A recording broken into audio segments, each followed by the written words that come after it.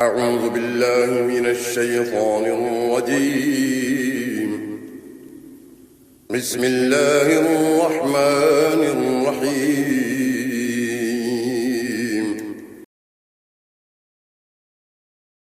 Number 2 سورۃ البقرہ آیت number 172 يا أيها الذين آمنوا كلوا من طيبات ما رزقناكم واشكروا لله إن كنتم إياه تعبدون.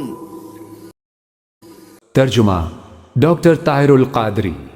اے ایمان والو، ان پاکیزہ چیزوں میں سے کھاؤ جو ہم نے تمہیں عطا کی ہیں، اور اللہ کا شکر ادا کرو اگر تم صرف اسی کی بندگی بجا لاتے ہو. O you who have believed, eat from the good things which we have provided for you and be grateful to Allah if it is indeed Him that you worship.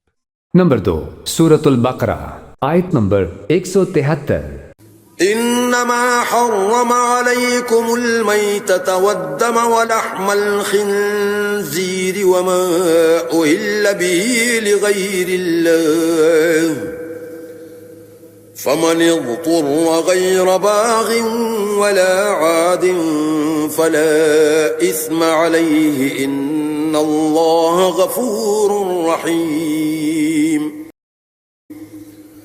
ترجمہ doctor Tahir al-Qadri.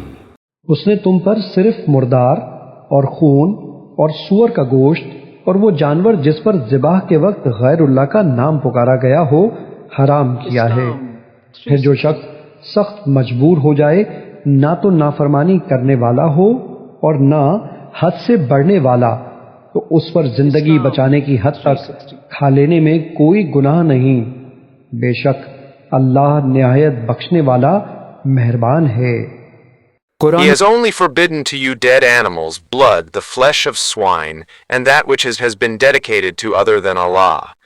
But whoever is forced by necessity, neither desiring it nor transgressing its limit, there is no sin upon him. Indeed, Allah is forgiving and merciful.